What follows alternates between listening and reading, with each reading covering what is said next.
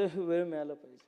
अध्यक्ष महोदय, आज मी इथे राज्यपालांच्या अभिभाषणावरती बोलण्यासाठी उभा आहे आणि राज्यपालांचं एकूण भाषण ऐकल्यानंतर आणि समोर बसलेल्या सत्ताधारी पक्षातील सदस्यांचं भाषण ऐकल्यानंतर जर राज्यपाल म्हणतायत आणि शासन म्हणतंय त्या पद्धतीनं राज्य चालत असतं तर अध्यक्ष महोदय कदाचित आम्ही विरोधी पक्ष म्हणून इथं आलो नसतो किंवा आम्हाला निवडून देण्याची गरज या राज्यातल्या जनतेला वाटली नसती. अशी परिस्थिती अध्यक्ष महोदय राज्यपालांच्या भाषणानंतर आम्हाला त्या ठिकाणी विचारता मनामध्ये येतोय. अध्यक्ष महोदय, आज प्रगतशील महाराष्ट्र पुढे घेऊन जात असताना राज्यपालांचं जे भाषण झालं त्या भाषणाला खरं तरी कशाच्या आधारे त्या भाषणाचं कौतुक केलं जातं हे अध्यक्ष महोदय मला कळत नाहीये. त्यामुळं अध्यक्ष महोदय मला खेद होतोय की आज राज्यपालांनी त्यांच्या भाषणामध्ये सुरुवातीलाच महाराष्ट्र आणि कर्नाटक या सीमावादावरती ते बोलले आणि साधारण प्रत्येक वर्षी एकच वाक्य बोललं जाते की तज्ज्ञ वकिलांची नियुक्ती आम्ही हा सीमावाद सोडवण्यासाठी करतोय.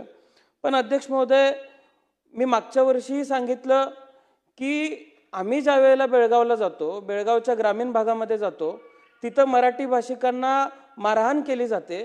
काही गावांमध्ये मराठी भाषिकांना घरातून बाहेर ओढून काढून तिथल्या पोलिसांनी मारलं आणि आता याचे परिणाम शाळेवरती सुद्धा अध्यक्ष महोदय होताना दिसत आहेत.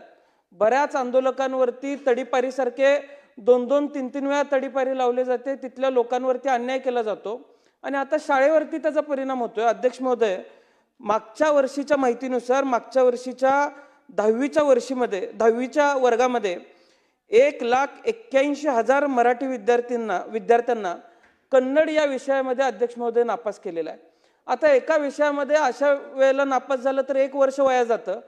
साधारण 1,81,000 विद्यार्थ्यांचं अध्यक्ष महोदय वर्ष वाया घालवण्याचं काम कन्नड सरकारनं केलेलं आहे.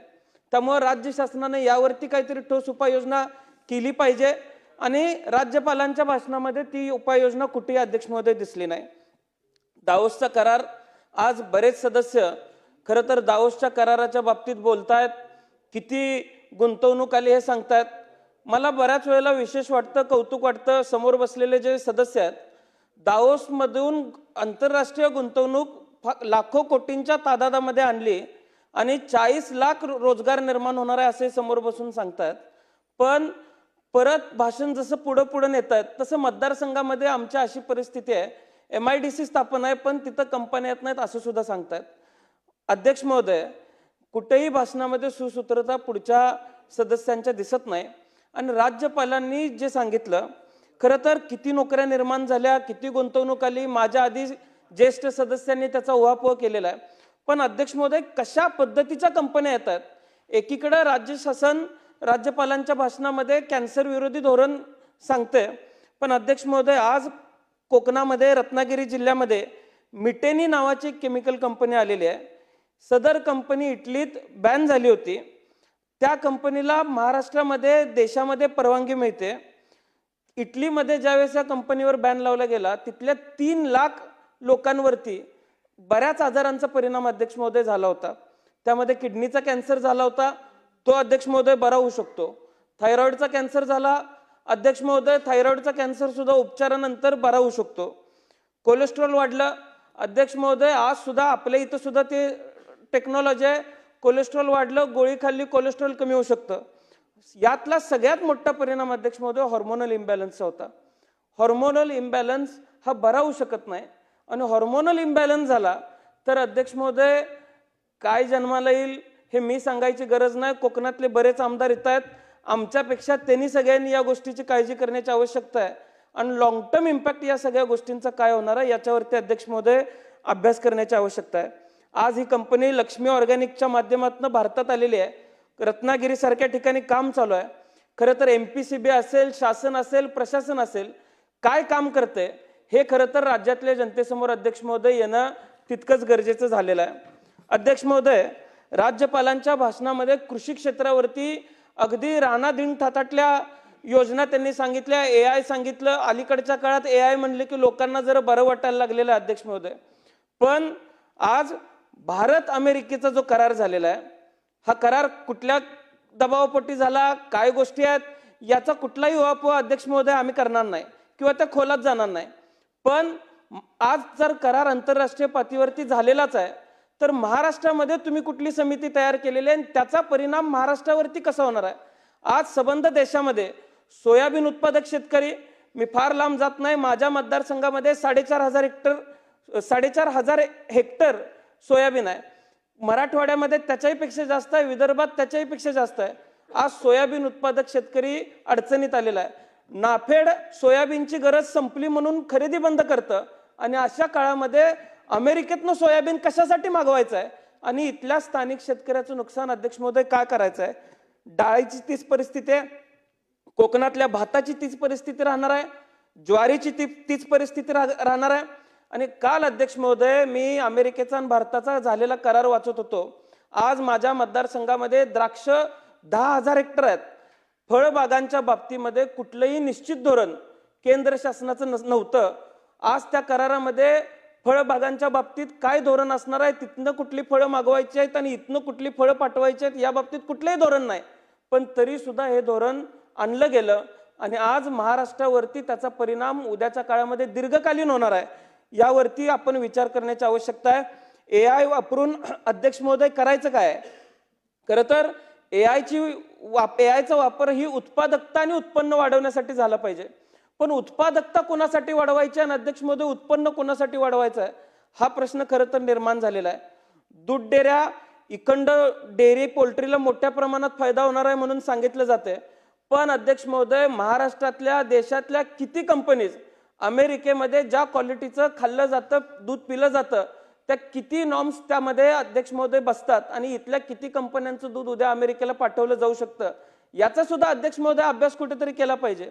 त्यामुळं आज राज्यपालांनी त्यांच्या भाषणामध्ये जे सांगितलं ते अत्यंत खोटं आहे. खरं तर रासायनिक खते, सूक्ष्म अन्नद्रव्ये, ट्रॅक्टर आणि या व्यतिरिक्त अध्यक्ष महोदय माझ्या मतदारसंघामध्ये बेदाणा मोठ्या प्रमाणात आहे. याच्यावरचा GST काढला पाहिजे, आम्ही सातत्यानं सांगण्याचा शासनाला प्रयत्न करतोय. मागच्या वेळेस GST स्लॅबमध्ये बदल झाले, पण त्यामध्ये कुठेही आमच्या बेदाण्याचा उल्लेख अध्यक्ष महोदय केला नाही. मी माझ्या मतदारसंघाच्या वतीने आणि या राज्यामध्ये द्राक्ष उत्पादक आणि बेदाणा उत्पादक शेतकरी ज्या ज्या जिल्ह्यांमध्ये आहे त्या सर्वांच्या वतीनं राज्य शासनाचा जाहीर निषेध करतो की त्यांनी केंद्र शासनासमोर म्हणणं मांडत असताना आमच्या बेदाणा उत्पादक, आमच्या द्राक्ष उत्पादक शेतकऱ्यांचं म्हणणं मांडलं नाही. आणि आज अवैध बेदाणा, खरं तर मगाशी राणे साहेब बोलत होते, काजू बाहेरनं कसा येतोय हे त्यांनी सांगितलं आणि त्यामुळं जो लोकल काजू उत्पादक आहे त्याचं नुकसान कसं होतं हे त्यांनी सांगितलं. बेदाण्याच्या बाबतीत सुद्धा अध्यक्ष महोदय, अफगाणिस्तानवरनं नेपाळ आणि नेपाळ मार्गे भारतात आज फार मोठ्या प्रमाणात बेदाणा अध्यक्ष महोदय येतोय.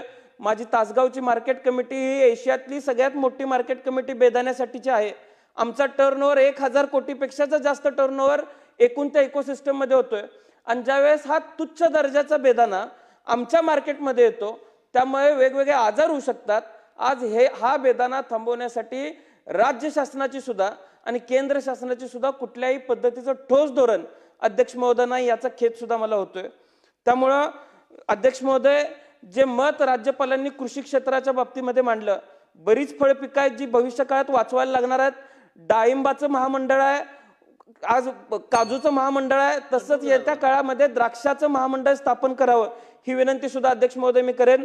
मुख्यमंत्री पंचायत राज योजनेचा सन्मान आज राज्यपालांनी त्यांच्या भाषणामध्ये केला.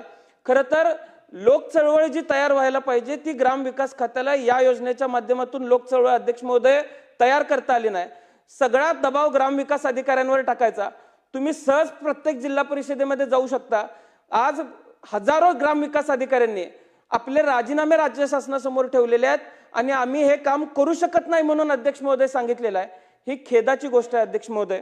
त्यामुळे आपण या गोष्टीवरती विचार करायला पाहिजे की एखादी योजना आणली तर त्या योजनेला निधीची तरतूद सुद्धा मोठ्या प्रमाणात करावी लागते, तर गावं चांगली काम करू शकतात.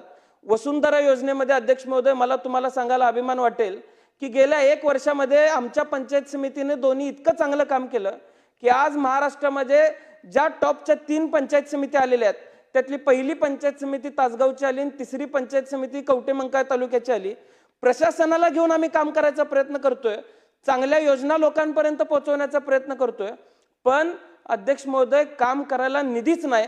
आज राज्यामध्ये काम करायला पैसे नाहीत म्हणून किंवा बिल निघेनात म्हणून कॉन्ट्रॅक्टर आत्महत्या करतायत आणि अशा काळामध्ये कुठल्या तरी मोठ्या योजना घेऊन यायचं, काहीतरी मोठ्या घोषणा करायच्या आणि लोकांची दिशाभूल करण्याचं काम अध्यक्ष महोदय आज शासन करायला लागले। शाळा बंद होत आहेत, शिक्षकांचं तर अवस्था इतकी वाईट झालेली आहे। खरं तर काही विधानसभेचे सदस्य शिक्षकांच्या विरोधातची भूमिका कायम मांडतात, पण अध्यक्ष महोदय आज जनगणना चालू होणार आहे। काल शिक्षकांची नियुक्ती त्यासाठी करण्यात आलेली आहे। मागच्या काळामध्ये ज्यावेळेस पाळीव कुत्र्यांच्या बाबतीत धोरण आणलं गेलं त्यावेळेस कुत्री मोजायचं काम सुद्धा शिक्षकांना अध्यक्ष महोदय दिलं गेलं। आज वर्गात पोरं शिकवायची का अशी कामं शिक्षकांनी करायची, याच्यावरती कुठेतरी अध्यक्ष महोदय भविष्यातली पिढी जर चांगल्या पद्धतीने घडवायची असेल तर त्याच्यावरती अध्यक्ष महोदय कुठेतरी विचार करण्याची आवश्यकता आहे। आज अध्यक्ष महोदय 2 मिनिटं की आज मोठ्या समृद्धीसारख्या योजना आणल्या जात आहेत, शक्तीपीठ महामार्ग केला जाणार आहे, शेतकऱ्यांचा त्याला विरोध आहे। काही वेळेला वेगवेगळ्या पद्धतीने दिशाभूल केली जाते, गैरसमज केला जातो, संभ्रम निर्माण केला जातो आणि आमच्या भागातल्या शेतकऱ्यांच्या या शक्तीपीठला विरोध आहे। पण अध्यक्ष महोदय महामार्ग होत राहतील, महामार्गाचा विषय वेगळा आहे। आज राज्यातल्या ग्रामीण भागातल्या रस्त्यांची सुद्धा अडचणीची परिस्थिती आहे। राज्य शासनानं खरं चित्र आज राज्यासमोर आणणं गरजेचं आहे। राज्य शासनाला बिलं भागवायला पैसे नाहीये, तिथं राज्य शासन कशा पद्धतीनं ग्रामीण भागातल्या लोकांचे रस्ते पूर्ण करणार आहे। लोकांनी योजनांमुळे आज मोठ्या प्रमाणात राज्यामध्ये अर्थसंकल्पाची अर्थ विभागाची अडचण झालेली आहे आणि कधी ना कधी हे खरं चित्र राज्यासमोर अध्यक्ष महोदय येणार आहे। मी आणखी एक मागणी अध्यक्ष महोदय करेन, राज्यपालांच्या भाषणामध्ये प्रमुख देवस्थानं विकास करण्यासंदर्भात त्यांनी भाषणामध्ये सांगितलं। आज बऱ्याच ठिकाणी, आज मी ज्योतिबाला गेलो होतो, ज्योतिबा आमचं कुलदैवत आहे, तिथं मोठ्या प्रमाणात आराखडा मंजूर करण्यासाठी पैसे मंजूर केलेले आहेत, पण तिथल्या स्थानिक लोकांचा काही गोष्टींना विरोध आहे। पण तरी सुद्धा शासन मोठ्या प्रमाणात फौज तिथं पाठवतं, काम करून घ्यायचा प्रयत्न करतं। एखाद्या देवस्थानाचा आपण विकास करत असताना तिथल्या इतिहासाचा काहीतरी आपण समज घेतली पाहिजे, तिथल्या इतिहासातून काहीतरी शिकलं पाहिजे आणि ऐतिहासिक शिल्प टिकवण्याचं काम सुद्धा राज्य शासनानं करावं। राज्य शासनानं आपलं काम सर्वसामान्यांवरती लादू नये ही विनंती अध्यक्ष महोदय मी करेन। माझ्या मतदारसंघामध्ये आरेवाडीचं बिरोबाचं देवस्थान आहे, 154 कोटींचा प्रस्ताव अगदी शेवटच्या टप्प्यात अर्थ खात्याच्या फाईलवरती तिथं आलेला आहे। या अर्थसंकल्पामध्ये तिथं आरेवाडीच्या बिरोबाकडे कर्नाटकातला, गुजरातचा, मध्य प्रदेशचा, तेलंगणाचा धनगर समाज संपूर्ण माझ्या मतदारसंघामध्ये येत असतो, त्यामुळं राज्याचा लौकिक वाढेल इतक्या मोठ्या प्रमाणात निधी तिथं अध्यक्ष महोदय देणं गरज आहे। अगदी आम्ही शेवटच्या टप्प्यापर्यंत फाईल आणलेली आहे। आम्हाला आशा आहे की राज्याचा नावलौकिक वाढेल अशा पद्धतीचा निधी आरेवाडीला आम्हाला मिळेल। त्यामुळं मी राज्यपालांनी जे जे मुद्दे त्यांच्या भाषणामध्ये सांगितलं, खोटं एक संपूर्ण दिशाभूल असलेलं चित्र राज्यासमोर त्यांनी मांडण्याचा प्रयत्न केला आणि मी या भाषणाचा विरोध करतो, निषेध करतो आणि खेद सुद्धा व्यक्त करतो। धन्यवाद। श्रीमती सुलभा गायकवाड।